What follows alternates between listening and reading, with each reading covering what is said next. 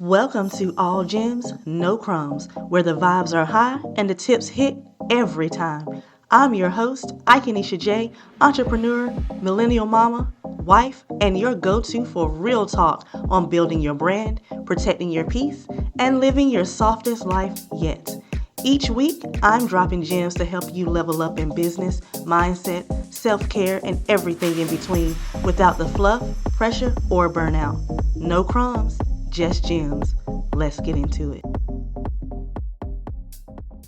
Y'all, and welcome back to another episode of All Gems, No Crumbs. You already know how I do real talk, real healing, and real elevation. So, today's episode is going to be a little different. It's not business strategy, it's not marketing, it's not sales. It's going to be soul work. This episode is going to be about how I started shadow work, why I did it, and how it changed me from the inside out. I'm talking about deep healing, the uncomfortable kind, the liberating kind, the kind that cracks you open so the light can finally get in.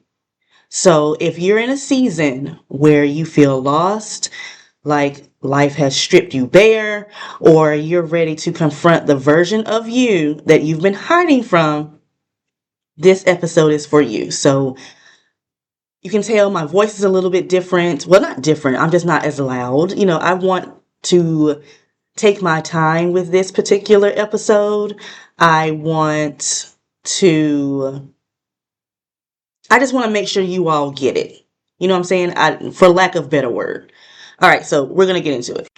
So, all right. So I stumbled upon shadow work in like the most unexpected way. So it was a period in my life where it felt like I had been through a shredder. My marriage had eroded my sense of self.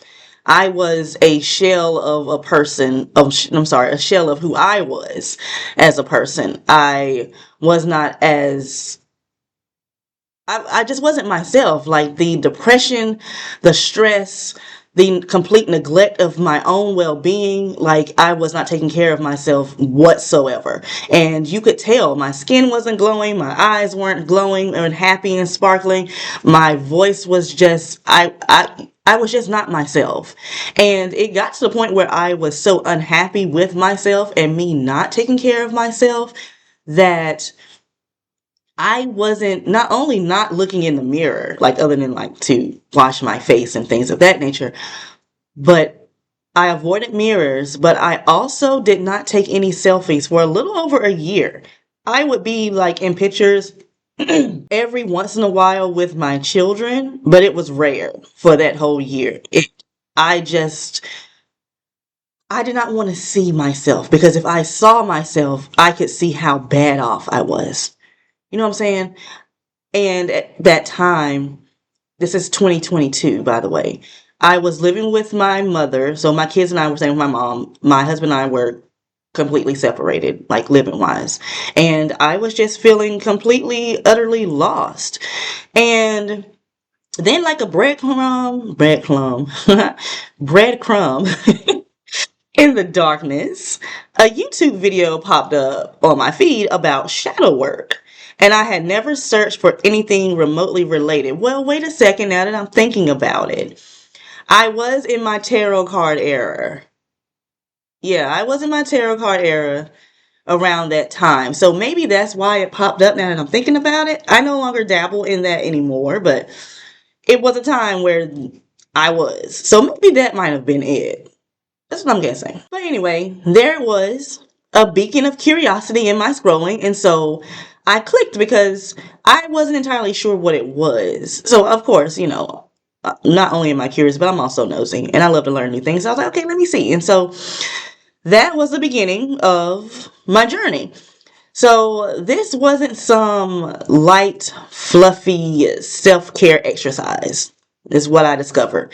This was about holding a mirror up to my soul, the parts I kept hidden, the reasons behind my actions, the reasons behind my reactions, my very being, and Let me tell you, it was not always pretty. There were so many aha moments, gut punching realizations of why I do what I do. And another important part of it that I really think is the main reason why everyone should do this is that I began to heal my inner child in a way that I thought I was already healed, but I discovered that I was not. And I was able to understand the roots of my personality traits, the good, the bad, and the ugly. I shed some seriously outdated habits, ones that I did not like. And I also rewired my negative inner critic because I had a lot of negative inner talk. Like I knew that I did, but I didn't. It's like shadow work made me, I don't know what words to use. Like there were things I knew, but I didn't know. That's the only way I can describe it. And I finally started learning how to truly calm my own storm. So I'm going to make sure I don't get emotional during this episode as well. Because I'm going to be thinking about some things that I hadn't thought about in a little while. So, but I got to make sure you all get it. So this journey, it required me to face some heavy stuff.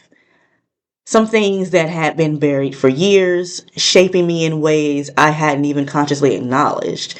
And we're talking about, childhood trauma, feeling unheard, abandonment wounds, the relentless grip of perfectionism that I still have, paranoia, even the reason why I talk fast.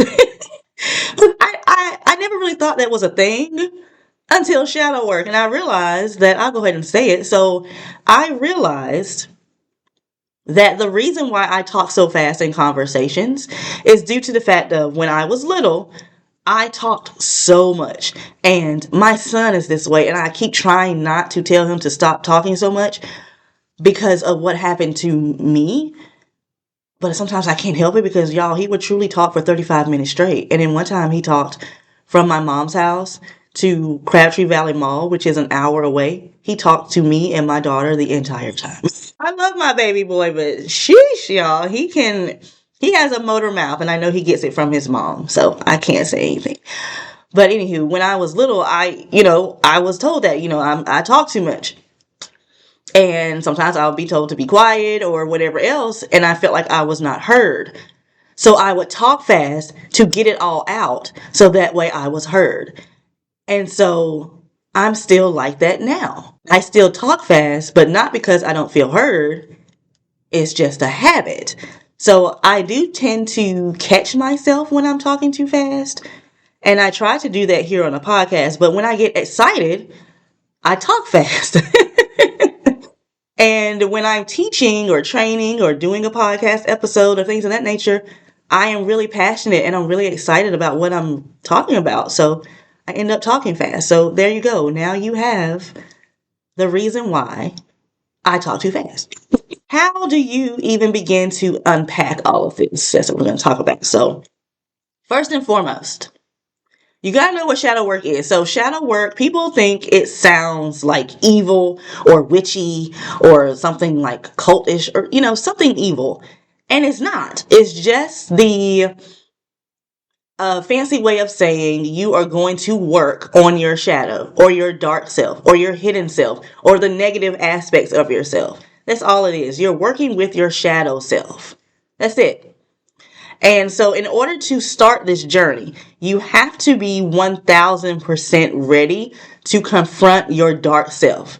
That shadow that trails behind the bright, shiny persona that we often present to the world. Okay? You have to be ready because when I did my research on it to see if this was something I wanted to do, I watched several YouTube videos, and the ladies in those videos, you could tell they were going through it. And so I had to ask myself, okay, Nisha, is this something you're going to do? And you got to stick to it. I was like, okay. So I decided to do it. So next, you're going to need, after you decide that you're ready to do this, you're going to need a blank journal, okay? Because we got to write it down. Then you got to have a place where you're going to be. It doesn't have to always be the same place, but you got to have a quiet time and place. And you got to have a plan. So you got to know, when will you do this? Where will you feel safe enough to be brutally honest? How often will you dedicate this time to yourself? You got to figure it out. So I started with a commitment of one journaling session a night for 30 days.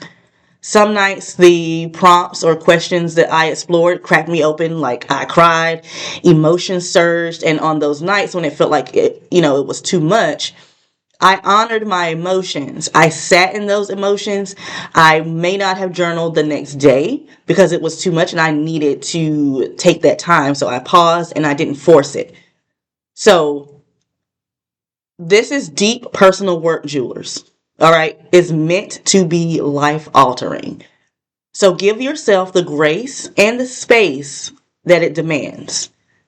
I started, so with the journaling, I'm sure you're probably asking, like, what am I writing about? So you're going to have shadow work prompts. And I started with the most commonly used ones.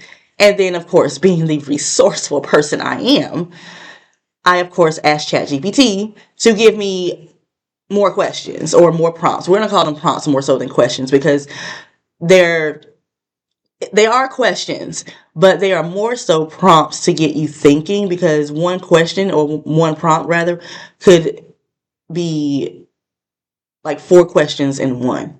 Okay. So I worked with ChatGPT to get the type of questions that I felt like I needed. And then some that ChatGPT just crawled the web and found. And they were great. Okay. I have my paper here. So if you hear a little noise, it's my papers I found from 2022. They have like a ton. I don't even know how many pages this is. I'm going to count real quick. So again, if you hear noise, it's just me counting these papers. So I found 7 sheets of paper with the printed questions. I didn't write them. Like I just made a Canvas sheet and typed all the questions. So each page has like 1, 2, 3, 4, 5, 6, 7, 8, 9, 10, 11, 12. About 12 questions on each. Because this is about 84 questions. Well, prompts. But these are more so one question. Yeah, so like these are really good. Okay, so I'm gonna share a few of the questions that really that I had to sit with, the ones that unearthed some significant gems within my own shadow. So one that I really, really had to sit with was the prompt said, excuse me, when was the last time I truly felt at peace? Where was I? Who and what surrounded me? That was a really good question because that question helped me identify what truly nourished my soul, what environments fostered my inner calm, and who fostered my inner calm. And I wish I had my book with me. I forgot it. But I know how I answered that question. And part of that, the very beginning when I was finally able to start writing, I realized I never felt at peace. And the few times that I did, I was with people who are no longer in my life. So I felt truly at peace whenever I was around my grandmother, my mom's mother. And I'm not going to cry. She was truly an angel on earth. She was my everything. And she passed away in 2007, February 2007, from pancreatic cancer. And when she left this earth, a piece of me left too. And I haven't been the same since she left. And we're in 2025. This is 2007. I'm sorry, I said this so wrong. She passed in 2007 and we're in 2025. It's been 18 years since I lost her, and I have not healed from that. People always tell you, time heals all. It does not. It does not. Stop the cap. That's a lie. It doesn't. And I don't tell people that. It's rare. If I say that, it must be because I cannot think of anything else to say. Because that's a lie. So when I was living with, it was me, my husband, and my daughter. We were living in our house, the house that burned down. I don't even know if I've told this story on the podcast yet, Please make sure you go to my YouTube channel. I'm going to have a link in the show notes. And if you're watching this on YouTube, I'm still going to put a link to when I tell my story, like of how I got started, because that stems from my house burning down. So if you're not aware, my house burned down April 8th of 2017. That was where my daughter and my husband and I were living. And then we were living beside my mom. And the house that we lived in was my late grandmother's house. It may not have been the house that I wanted or anything like that, but I loved it there because it was where I grew up. It was where I could still feel my grandmother's spirit. And when that house burned down, it really, really effed me up because I felt like I no longer had a home, because my grandmother's house to me was home. And not saying anything's wrong with my mom's house or anything like that. It's just my grandmother, she was just it for me. And my mom is my best friend. So let's please not get it twisted. Let's not say, my mom's not this, it's this. She's amazing. Okay. Like, I love my mom to death. But it's just something about those grandmamas. Those grandmamas hit different. Okay. And that's who she was everything to me. And so, after she left, I, I never felt at peace again. And that question really got me. So think about that question or that prompt. All right. So the next one, how would I describe my life? This was a good one, y'all. Okay. Really think about this one. This one's going to get you.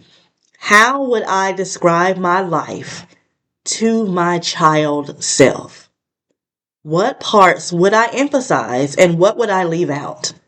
This one, it forces you to look at your journey through innocent eyes and acknowledge the burdens you might have carried or the joys you might have missed. And it requires you to be really honest, because the path that I planned on taking as a child is nothing, nothing like the path that I'm on. So I'm going to tell you a couple of things. So when I was 8 years old, I told my mother that I was going to be a Victoria's Secret model. Okay. I was going to be a Victoria's Secret model, and I was also going to be a civil rights attorney. That was my dream. I wanted to be a civil rights attorney, and I wanted to model part-time Victoria's Secret. I love fashion, modeling, everything that comes with it. I always have. And then I think I told you all already how God took my passion away, so that way I would step into the purpose that He had for me in teaching. So yeah, that was just my thing. And obviously, I didn't go to law school or anything like that. I still, to this day, would love to go to law school. And so many people still say that I would make a great attorney.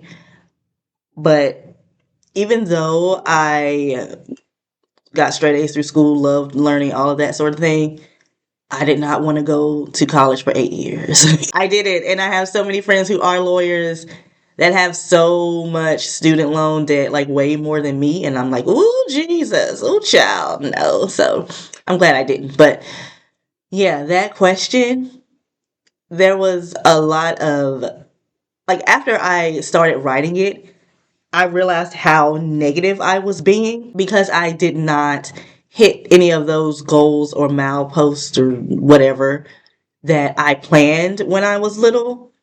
And then I realized, like, hey, my life is still fine. Like, I went through these things. I came out on top. I had an amazing run with my boutique. Granted, at that time, this was 2022, so it was 3 years ago. It was still going great, but, because of my depression and things, some aspects of my business was, they were falling by the wayside, but I was still doing great. So, yeah, I want you all to sit with that question as well. The next one was, what do I need to forgive myself for? This was a big one, and we're actually going to come back to this one. But I know that we, especially as women, we hold on to so much guilt and shame that weighs us down, and forgiveness, especially self-forgiveness, is crucial for lightening your load. And it's something that I don't think a lot of people think about. Because I made a post on my Facebook where the question was, When was the last time you forgave yourself? And the comments and DMs that I received after I posted that were really interesting. So we're going to come back to that question, okay? Because I want to go a little bit deeper in that one. The next one was a really good one. It was, what are the words I need to hear right now? So that I really thought that was a good one, because sometimes our inner child just needs to be acknowledged and reassured. And this prompt allowed me to give myself that validation for my inner child, but it also gave me the validation and the what word could I use for this? It gave me permission to be sad or permission to be happy or whatever. I was able to tell myself what I wanted someone else to tell me. So I became my own cheerleader in that moment. You know what I'm saying? So that was a good one for me, because I told myself whatever I needed to in that moment to pick myself up. Now, another one, that the last one I want to bring up, is just a simple one question. What are my toxic traits? We love to talk about toxic people and toxic relationships and how this person did me, blah, blah, blah. But what are your toxic traits? What did you contribute to this toxic situation? I had to sit with that. I had to, realize, like, perfect Nisha is not so perfect.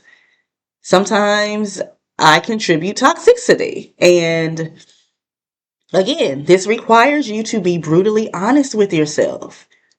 How toxic are you? So through this process, I also started mapping out my triggers. So like, I knew what my triggers were, but again, I didn't know. So I knew, like, seemingly small things that would send me spiraling, and I began tracing them back to their origins. And that's what really helped me, because when you learn why you're triggered by this, you can figure out how to not only be not triggered by it, but how to control your emotions and how you respond to that trigger. And the answers I found in my journal illuminated so much. So one thing, something I have never, okay, like most people are going to say this too, but it's different for me. I have never been able to tolerate disrespect. I cannot stand being disrespected. And yeah, I know no one likes being disrespected, but I knew this about myself, but I never truly understood the visceral rage that ignited within me, because I'm telling you, like, don't lie to me. Don't waste my time. Don't call me names. Don't insult me. Don't insult my intelligence. Like, those sort of things, like serious disrespect. And through my shadow work, I figured out the connection to the numerous instances of rape and molestation that I endured throughout my life. We're not talking about one time, one person. It was multiple times, multiple people, both sexes. And that violation of my body, my boundaries, it created this deep-seated trigger around disrespect. Because also, when you overstep a boundary that I have created, that is disrespect. And also around anyone invading my personal space. Like, anyone can tell you, I do not like to be touched. I don't like hugs like that. Like, I hug my kids. Love hugging my kids, okay? I'll hug someone in social situations. Like, you see someone, like, you see someone while you're out shopping, like, you give them that little hug, or the church hug or something like that. I'll do that. But then there are times where I really don't want to do that either. But I'll force myself to, because I know that's the social thing you're supposed to do. You know what I'm saying? But I do not like it. And that's something that my husband, I wouldn't say he doesn't like it. Because his love language is physical touch, like most men. But that's just not physical touch is literally, like, I took that love language quiz, like most people should have by now. I've taken it 3 times just to see if any of them have changed throughout the years. And they are still in the same order. And physical touch is literally at the bottom of the list. I do not like to be touched. I don't like to touch other people like that. It's just not my thing. And so hugging, touching me, tapping me on my shoulder, I can't take it. And even though that's something so innocuous, it's unbearable for me.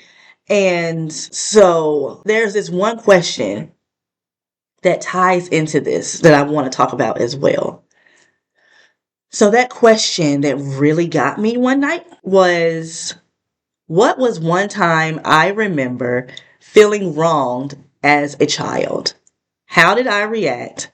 And has this affected me into adulthood? How? So obviously, I already knew about the sexual trauma. So I wrote a teeny bit about that because obviously bringing that into adulthood is that touch and that hug and the disrespect and being so angry when someone violates me, because I tend to think that disrespect is a violation. So, but this prompt wasn't just about big traumas. Like, I wanted to go deeper than that. So it really made me go all the way back into childhood. Now, I want to preface this too. My childhood was amazing. Regardless of the sexual trauma that I went through, my childhood was amazing. I wanted for nothing. I went several different places that most kids do not. I mean, my mother and I, we went to like a mother-daughter trip to the Bahamas when I was like 10. Like, I had a great childhood. But I still had to go backwards to figure out some parts of negative, the negative parts that made me into whomever. And so it was about those seemingly smaller moments that etched themselves into my subconscious. And I'm not going to share the specifics of what I wrote that night because it's really personal. I don't want anyone to feel offended or feel a type of way about what I wrote, in case someone is listening that's related to me. But in summary, I finally understood the roots of my clinginess. Is that a word? Clinginess? Clingy. I'm clingy, okay, in my relationship. And I never thought that I was. I'm gonna tell you why. So, like, okay, hold on. So, like, I get an anxiety kind of when my husband needs space, and I don't understand it, and it's not understand my anxiety. I did not understand why he didn't want to be around me. So I'm amazing, okay? Like, I'm freaking amazing, but I figured out why, that deep seated feeling of not feeling truly wanted. I figured out where it stemmed from. And that was something I never thought about. So one reason why I never understood why my spouse did not want to be around me. I'm not saying he didn't want to be around me. It's times when you want to be around your friends, your boys, your girls, whatever. I've only had two other relationships in my life. So I had a high school sweetheart. We were together for 4 years. I had a college sweetheart. We were together for right at 4 years. And then my husband. So I dated in between there, but not like relationships. You get what I'm saying? So my high school sweetheart and my college sweetheart, they both strictly were around me. Not because I made them be that way, but my high school sweetheart and I, we were inseparable. Only times we were not together was, like when he was at home and I was at home, obviously. I would be at his house or he would be at mine up until curfew. And then, we would separate. Obviously, we went to high school together, so we were in school together. But he was a year older than me, so he went to college before me. So that was the only time we were truly separated. But other than that, we were always together unless I was at camp or something. Or if he was at work. Other than that, we were always together. You see him, you see me. You see me, you see him. And then my high school sweetheart was the same way. We went everywhere together. We did everything together. He was truly my best friend. He was my best friend. And then my high school sweetheart, I looked at him not only as my best friend, but the type of person that he was my protector. And that was something that I looked at when I explored relationships in my shadow work. So he was my protector. My college sweetheart was my best friend. And so when it came to doing the shadow work and realizing that I was clingy, I never thought I was, because the other two relationships I had, we were always together. So it was never a problem. They always wanted to be with me, and I always wanted to be with them. So when I got with someone who, not saying that my other two didn't have friends, because they had friends, they were super popular, super well liked, but my husband, he likes to hang out with other people. And there was a time when he told me during arguments, and several times, that I was not fun to be around, that he did not like being around me. I wasn't funny, things of that nature. And I was just appalled because, like, everyone thinks I'm funny. Everyone thinks I'm a time, okay? Everyone has a time around me. And having someone that you truly love tell you that, or tell you that you're the complete opposite of what everyone else says, but not only what everyone else says, but what you also know and think about yourself, it's a huge gut punch. And it was painful for me to come to that realization. And I had to really sit with it that I was clingy. And this is why. But it was also really incredibly liberating to understand, because now that we are back together and doing great, when he, is going to go out with his friends, I can feel that little feeling in my stomach where I don't want him to go. But then I remember, that's my shadow self, and the realization of why I'm feeling this way, and I let it go.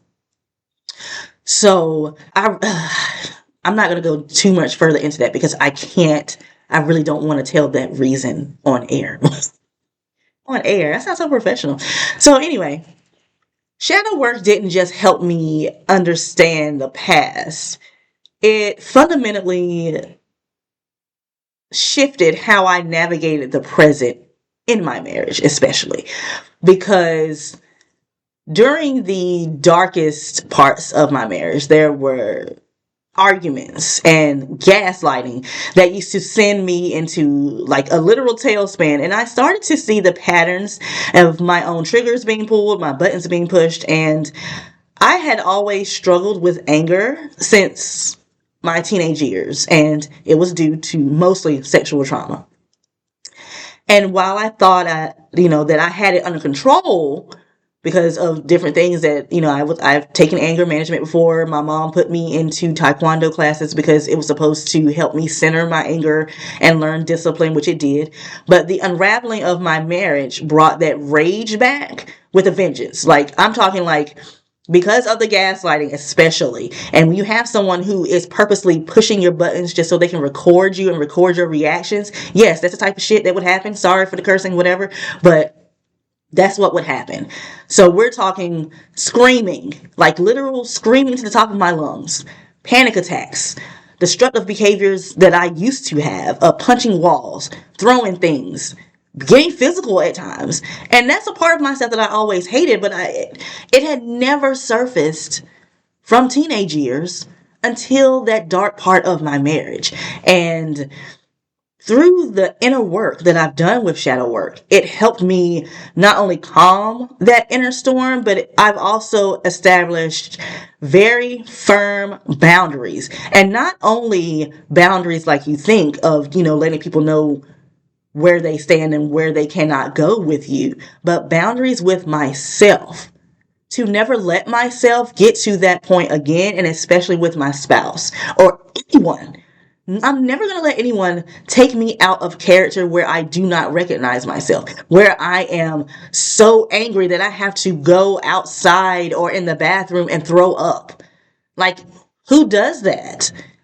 And I'm sitting here now, like, not only who does that, but who makes their spouse get to that point. Granted, we are done with that. We're over that. I'm over it. But, it's still just sitting here thinking about it. It's like, dang, like, why would someone do that to the person that they walked down the aisle with and took vows with, Another note. I also started to see how my work ethic and that relentless drive for success was intertwined with trauma. And I'm going to tell you straight up, I was a straight A student. I graduated with a 4.0 GPA. I was good at every single sport that I played. I was in clubs. I held leadership positions in those clubs. I played basketball for a short time in college until I quit. When it comes to work ethic and work, I've said this before in a past episode, whatever job I had, I made sure I was the best, that I was noticed, that I got credit for certain things. I was always the top performer in my career. And on the surface, it looked like blessings. And in many ways, of course, they were. I am severely blessed. And I've said before, I am someone that is good at everything. I'm an overachiever. But beneath it all, I realized I was driven by a deep seated perfectionism and a need to overachieve, partly due to the criticism that I faced so much as a child, but also as a way to distract others and myself from the underlying depression and unhappiness. So, like, if I was achieving, succeeding, being applauded, no one would notice the cracks, you know? And I've had two people, and I still remember to this day these two conversations. My basketball coach was also my band director. He took me aside one day. We were walking in the hallway, and I was in ninth grade. And he said to me, Nisha, what is it that is going on in your life? Because even though you're always smiling, there's something I can tell is going on with you. You seem like you're trying to be perfect because you're hiding something. Literally what he said to me. And he said, if you need to talk, or you ever need to talk, let me know. And I just felt, I was just like, what? How did you see that? So what's interesting about my basketball coach slash band director was that he was like a Mr. Feeney for us. So first of all, if you don't know who Mr. Feeney is, you need to get off my podcast because we cannot be friends again. Mr. Feeney was on Boy Meets World. And, he followed them from literally elementary school up to college. So he was with us when we were in middle school, our 6th, 7th, 8th grade year. He was our band director and our basketball coach. When my class of 2005, when we graduated middle school and moved to high school, he was there. So he was my basketball coach my entirety of grade school. And then he was also the band director, but I did not have time for band when I got to high school, so I dropped out. So him noticing that throughout those years and finally saying something to me when I was 15 just struck me because I never felt seen in that way. And I felt odd. So my 11th grade year, I actually changed high schools. We moved. So my 11th grade and 12th grade year, I was at a new school. I was at the school where my high school sweetheart was. So the first 2 years of our relationship, I was at a different high school in a totally different county. And I had this one friend. It was a guy, white guy. His name was Matt. I still think of him to this day. I visit his Facebook page every once in a while to see if he's doing anything. I miss him so much. Like, that was my boy. And he said to me in class, it was my senior year, and he said to me, he was like, Nisha, there's something about your eyes. And I was like, what are you talking about? And he was like, I see a sadness behind your smile in your eyes. And he's like, I always see it. And I've always wondered if it's something deeper there that you never really told anybody or talked about. And now this was the second time that someone has said this to me in 3 years. So again, this statement or this observation that's brought to me, I'm taken aback and I'm shocked because I'm seen. I'm naked, you know what I'm saying? I'm vulnerable and I'm not used to that. And so I did, tell him everything that I had been through when I was younger and how certain things affect me and how I do tend to, act a certain way because I just did not want anyone to ask me what he asked me. And it's just interesting how even something positive can stem from something negative. I'm still a high achiever, okay? I'm still a perfectionist in many ways, but the difference now is that I no longer beat myself up for not being perfect, for not finishing everything, whatever. I've released the desperate need for the external validation to mask my inner turmoil. I'm showing up authentically, the good, the bad, the ugly, and the great. And it's freeing. And when those old feelings of anger or defensiveness creep in, when I feel an argument brewing, I have those anchors. And now there's one thing that I always say to myself whenever something is going on, there's a quote that I say to myself, and I I don't know where I got it. I feel like I made it up, but whatever, wherever it is, this is not as big as I'm making it seem. Like that's what I would say in my head. This is not as big as I'm making it seem. And then I calm down. And then I also tell myself I am okay. Those are the two things that I say to myself. So again, this is not as big as I am making it seem. And a simple I am okay. And I have learned that throughout this journey, that sometimes it's not the failure that scares us, it's the visibility, the responsibility, the fear of being exposed, and that shadow work. And I want you to let that sink in because I wasn't scared. I was scared of failing, but I wasn't. But it was the fear of being seen, of being stripped down. So there's one question, again, that we're going to explore a little deeper. What do I need to forgive myself for? And for me, this brings up a period during my freshman year of college, a time when I experienced uh, the sexual trauma, the rape by 3 people. And in the aftermath, there were things that I blamed myself for. Choices that I questioned, a sense of shame that clung to me like second skin. Okay. I told myself that, those stories weren't true. Those things weren't true. I cannot allow the actions of someone else define my worthiness. So I'm going to tell you, we're going to go through it. Okay. So if you hear, pauses and such, I may not even edit them out. It's just me thinking and me trying to make sure I can tell this and be all right. So my high school sweetheart and I were going through a hard time. And because of so he knew everything that I've been through when I was younger. Okay. He knew the people who did what to me. He knew, exactly who they were. He told me to make sure he was never around any of them because like I said, he was sincerely my protector. Okay. He did not want anything to happen to me physically or mentally. He was just it for me. Okay.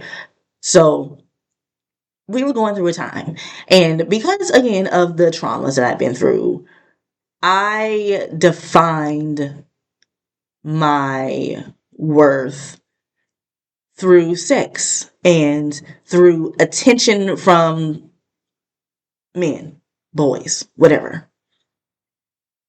And when I was not getting the attention from him that I was used to, and seeing him step out on me and talk to other girls, I was like, okay, I'm going to do the same. So I ended up so the college I went to, it was an all girls college. Okay, let's get that right off the table so you all know. I was at an all girls college. So of course, if me and my friends wanted to hang out with guys, we had to go to surrounding colleges. So I also preface this too. I was a freshman in college when Facebook was in its second year, right? I think it was his second. Yeah. Yeah.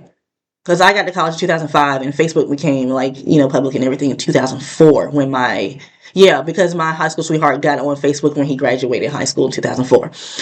So Facebook was nothing like it is now. Okay. The only thing you do on Facebook, you had groups and you could message one another, and that's about it. Facebook is not. It was not the same, okay? And Facebook was truly only for college students back then. If you didn't have a college email address, you could not get up there, all right? So I met some guys on Facebook, my friends and I met a lot of different people, not just guys and girls from surrounding colleges, because where I was, it was like 1, 2, count mine, 3, 4, 5 colleges within a 5-minute drive. So it was just like a college area right there. So I wanted to, meet other people because one, I was at a PWI. PWI is predominantly white institution. So I also wanted to meet other black people. So, anywho, I allowed myself to get talked into going to another college for a quote unquote party. And I was there. There are bits and pieces, by the way, that I do not remember to this day. And there are some parts that have popped up in my mind that, came out of nowhere. And I was like, I don't know if it truly happened or if it's just my imagination. So I was there. I ended up, in a nutshell, getting taken advantage of by three guys. And they were athletes at this big college, university. And I don't drink. I have never been a drinker. I just cannot find any type of wine that I would really drink. Drinking is just not my thing. And most of the people on my mom's side and most of my dad's side do not drink. It's just not our thing. My family just does not do that. And again, I'm a time without a drink. Okay.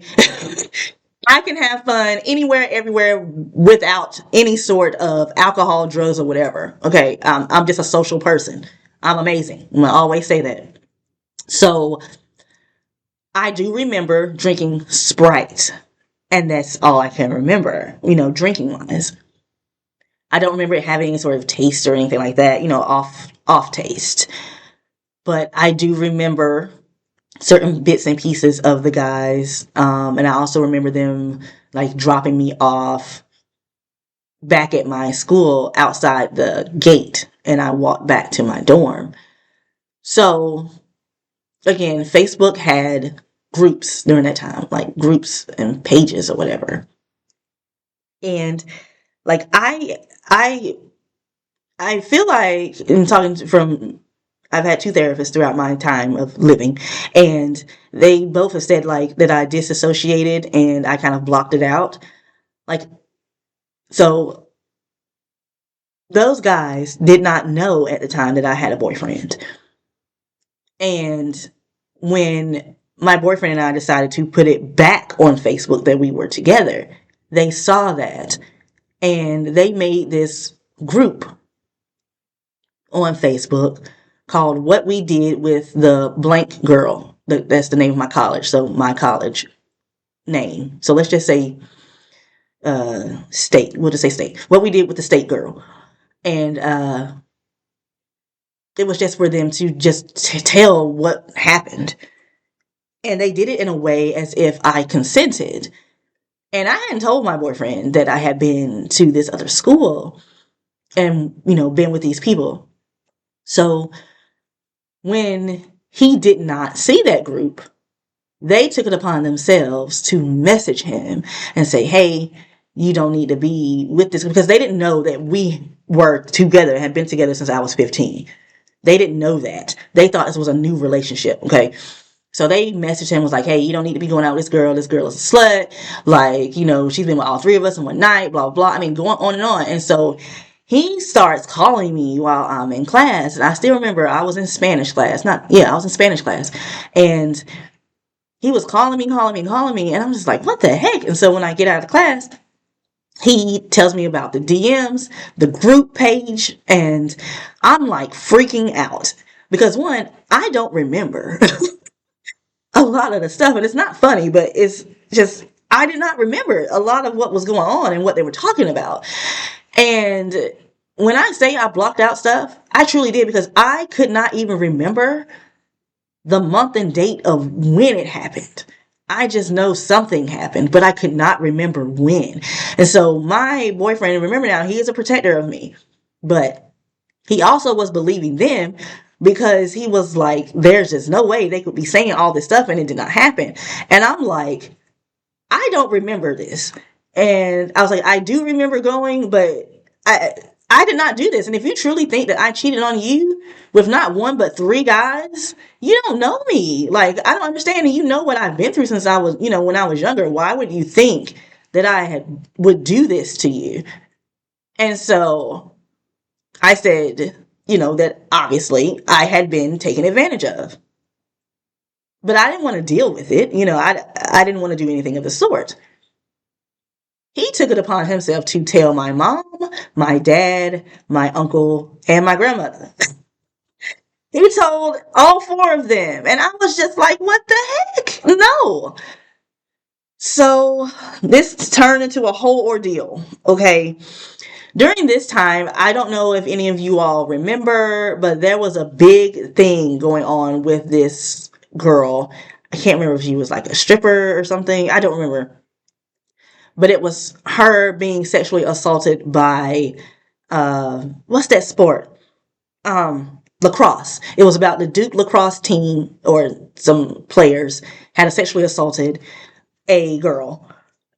And it was happening, that case and everything was happening during this exact same time. Now, remember, I said that these boys who did this to me were athletes at a big university. And I saw everything that was going through the news about this girl and what she was going through and all of that. And I was like, I'm not going to put myself through that. No. But my boyfriend told me that if I did not go through with pressing charges and going to the police and all of that, that he was going to leave me because he felt like if I was not going to punish them, then I must have cheated on him. So I went through with it. I started that process. And when it came time for me to give details, remember, I did not remember. So I just started making up stuff. And of course, when it came time for them to do like lie detector tests on these guys and stuff like that, of course they passed because the stuff that I said was a lie. Not because I was just lying, but because I did not remember and I was being forced to go through with this. So I finally told the detective, who reminded me of Elliot Stabler from Law and Order SVU, which is my favorite show, by the way. I told him, like, look, I can't do this. I don't remember this stuff. I have made up a lot of things. I do not want things to come out if we go to trial about things that happened to me when I was younger, because there's some things I have not told my mother. Some things she knows, some things she does not. I just cannot do this. So they had me write down that I filed a false police report, and he explained to his captain what was going on, so they didn't press charges or anything like that against me. They just let me go. And something else that really bothered me throughout that ordeal, there were people in my close circle, family, who did not believe me. My grandmother did believe me that I had been through something. Just want to make sure y'all know that my grandmother, that's my girl. So there were people who did not believe me. There were people who questioned my story. There are people to this day that will still say something or mention it because of how I handle certain things or whatever. And I'm just like, if you've never been in this situation, you don't know what you will or will not do. You don't know what your fight or flight responses are. You don't know. You know what I'm saying? You just don't know. So, anywho,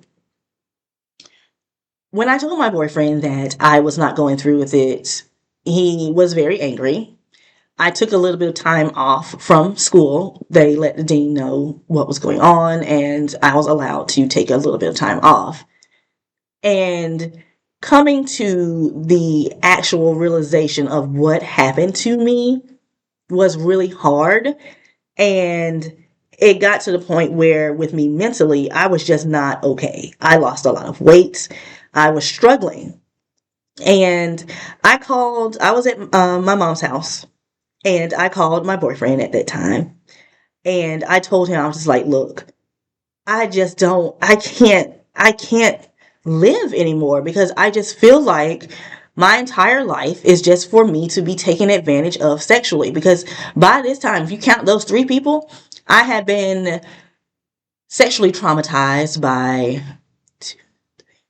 a total of 7 people, if you count those 3, since the age of 5.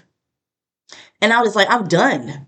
Like, I can't deal with this. I was trying to talk to him and get it all out. And he said to me, and I will never, ever forget it. He's apologized for this since during this time. And I also want you all to know I was 18 at this time, okay? And he said to me, Oh, well, I didn't finish. So I told him that I was just going to end it. Okay. I was just going to end it. I was just going to swallow this bottle of pills and just end it because I was done with this type of life. Because I didn't want to keep dealing with this type of trauma. And he said, Nisha, I'm tired of hearing about this shit. If you're going to kill yourself, just do it. And he hung up. So when he hung up, I took the bottle of pills. I had a big bottle of Tylenol. And I swallowed, I want to say, close to the whole bottle or half a bottle. I'm talking the big one. I'm not talking about the little bitty ones you put in your purse. Okay, I'm talking about the big ones. And after I did that, I lay down and went to sleep. And I woke up twice to, you know how if someone is tapping you on your shoulder trying to wake you up and you are swatting them away? That's what I woke up doing 2 times. Now, my brother, my big brother, he passed away when I was 8. He was 12. Well, he was about to be 12. So I literally knew it was him. It was him. I felt him. And it was him saying, you're not supposed to be with me yet. Get up. Go tell your mom. And I sat up straight up in my bed and I thought about what I'd done. And so I got out the bed and I couldn't walk. So immediately when my feet hit the floor and I stood up, I fell immediately. And I could not stand. I guess it was because of all the pills.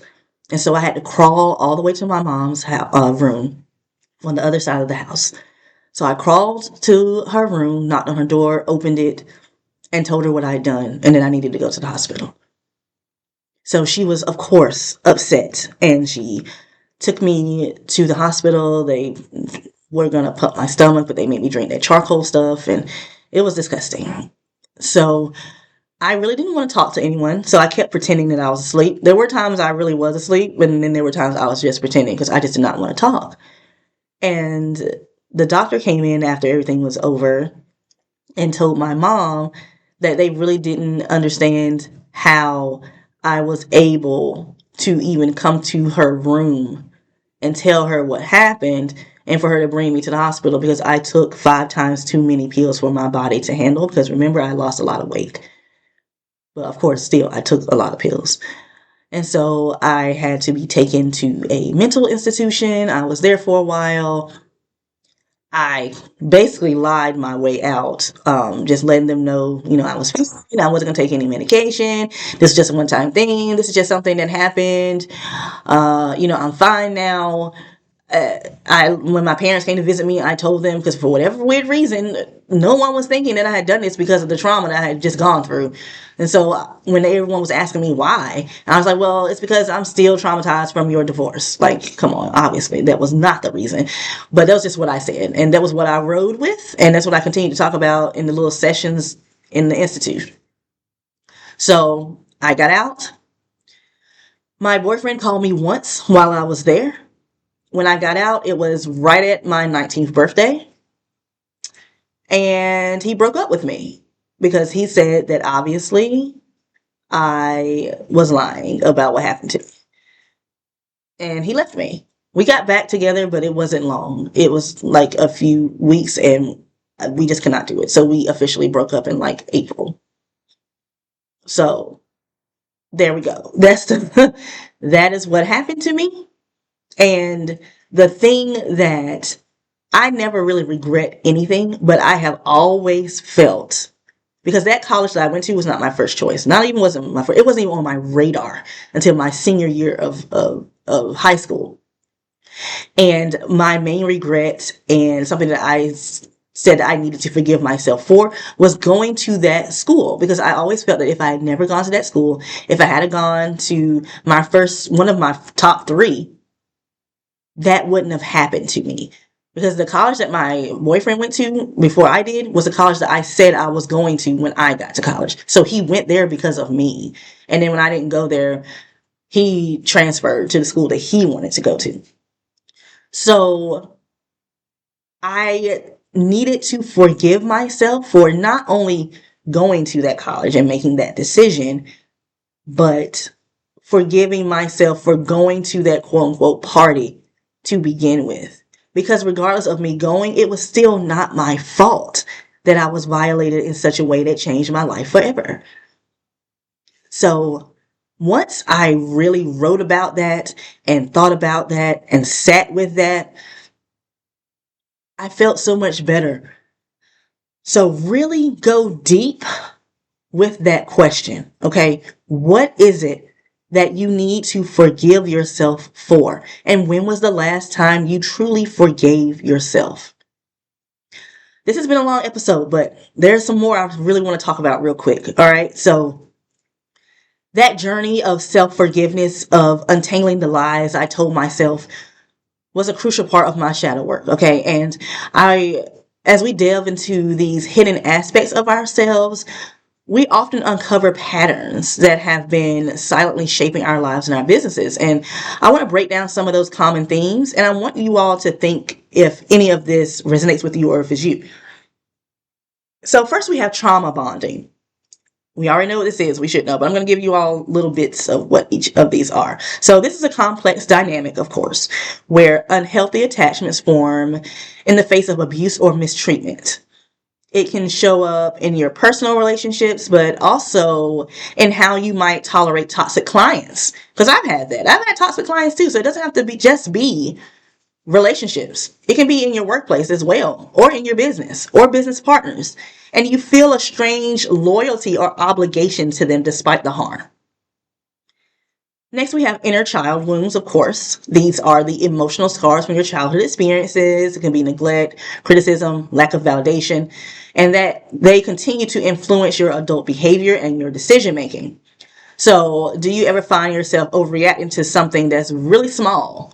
Do you crave constant approval? That might be your inner child seeking the love and security that it missed. Next is self-sabotage cycles. So you're on the verge of a breakthrough in your business and suddenly you find yourself procrastinating. That is me.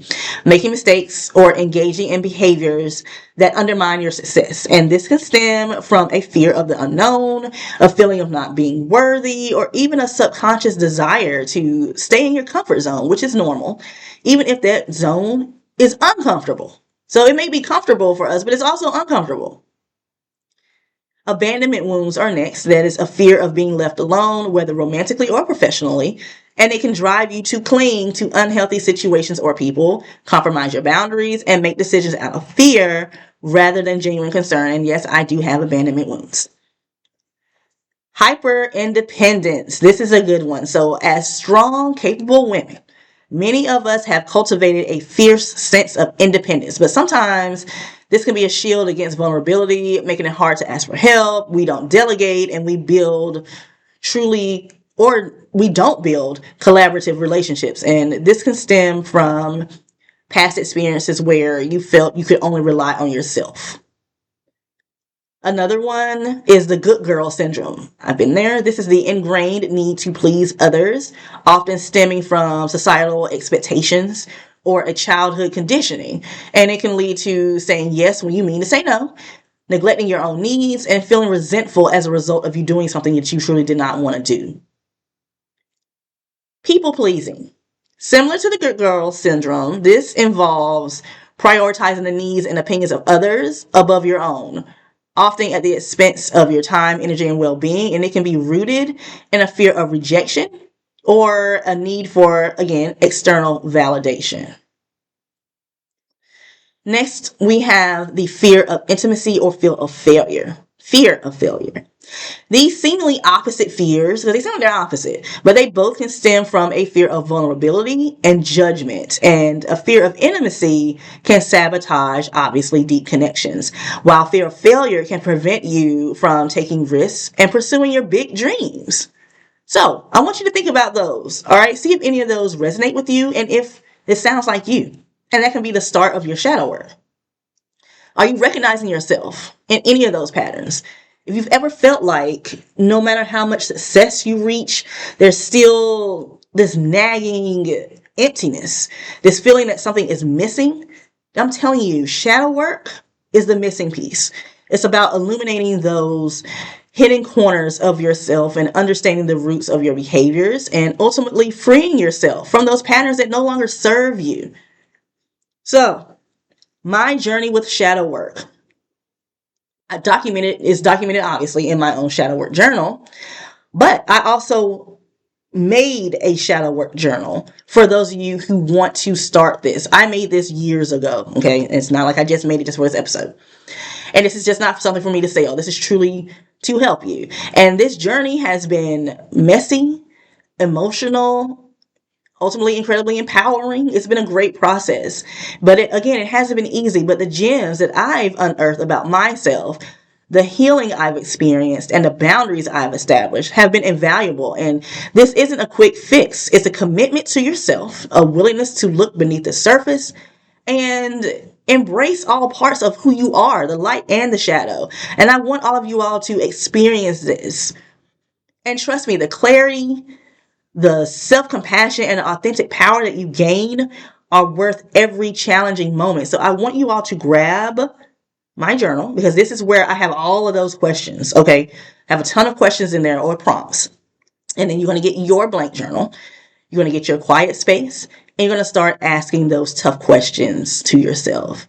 You are much stronger than you know, and the gems you'll discover within yourself will shine brighter than you've ever imagined. So this was a long episode, and I want to thank you all for joining me on All Gems, No Crumbs. And I want you to remember, you are brilliant, you are capable, you deserve to live a life and build a business that truly reflects your inner radiance. So, catch me next week, where you already know I'm going to give you all gems, and I'm not going to leave no crumbs.